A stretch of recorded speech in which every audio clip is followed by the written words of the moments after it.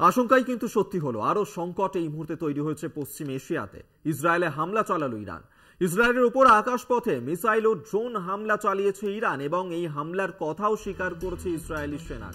ইসরায়েলের দাবি 100-র বেশি ড্রোন নিক্ষেপ করেছে ইরান। আপনাদেরকে জানিয়ে রাখবো, যেখানে ইরানের তরফ থেকেই বলা হয়েছিল 24 ঘন্টার মধ্যেই কিন্তু ইসরায়েলে সেখানে হামলা চালানো হতে পারে এবং সিরিয়ার রাজধানী দামাস্কাসে সেখানে যেভাবে ইসরায়েলের আগে হামলা চালিয়েছিল, যার কারণে 6 জন সেখানে মৃত্যু পর্যন্ত ঘটনা ঘটেছিল এবং সেই ঘটনারই প্রতিশোধ নেয়ার কারণেই এই হামলা এমনটাই কিন্তু মনে করা হচ্ছে। এবং 100-রও বেশি সেখানে ড্রোন চালানো হয়েছে, মিসাইল ছোড়া হয়েছে আকাশপথে ইসরায়েলের, সেখানে ড্রোন এবং ক্ষেপণাস্ত্র হামলা চালালো ইরান। এবং যে জল্পনা সেখানে তৈরি হচ্ছিল যে 24 ঘন্টার মধ্যেই ইসরায়েলে বড়সড় হামলা চালানো হতে পারে, সেই ঘটনাই কিন্তু এই মুহূর্তে সত্যি হলো, যেখানে ইসরায়েলে আকাশপথে ড্রোন ও মিসাইল হামলা চালালো ইরান। ইসরায়েলের দাবি 100-রও বেশি ড্রোন নিক্ষেপ করা হয়েছে সেখানে এবং এই ড্রোন নিক্ষেপ করেছে ইরান। আশঙ্কাই সত্যি হলো, আরো সংকট এই মুহূর্তে তৈরি হচ্ছে পশ্চিম এশিয়া জুড়ে। এবং শনিবার মধ্যরাতেই বিভিন্ন প্রকারের ড্রোন ক্ষেপণাস্ত্র দিয়ে ইসরায়েলে হামলা চালিয়েছিল তেহরান।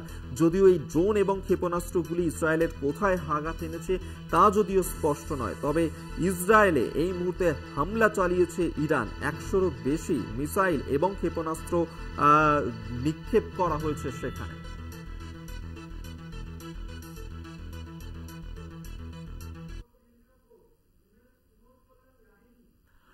আন্তর্জাতিক সম্পর্ক বিশেষজ্ঞ ইমন কল্যাণ লাহিড়ী এই মুহূর্তে আমাদের সঙ্গে রয়েছেন। আপনাকে স্বাগত। জানেন যে ইসরায়েলের সেখানে ইরান এই মুহূর্তে যে বড়সড় হামলা চালিয়েছে, কি বলবেন?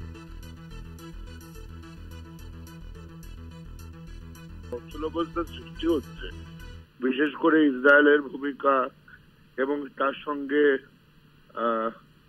যে ভূমিকা আমরা দেখতে পাচ্ছি ইরানের ক্ষেত্র থেকে। অনেকদিন ধরে ইরান এই পরিচালনা করছিল, তার মনে হয় যেটা প্যালেস্টাইন বা হামাসকে সমর্থন প্রত্যক্ষ বা পরোক্ষভাবে।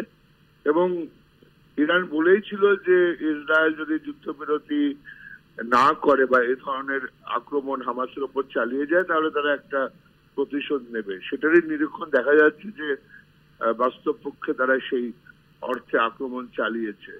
তবে অস্থিরতার দেশ বাড়ছে এবং মানুষের ক্ষতি হচ্ছে, এটা বলাই বাহুল্য।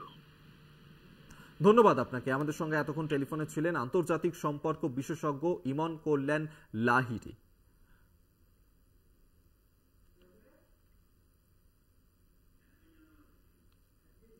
আপনাদেরকে আরেকবার জানিয়ে রাখবো যে ইসরায়েলে 100-রও বেশি ড্রোন হামলা চালানো হয়েছে, ক্ষেপণাস্ত্র হামলা চালালো ইরান।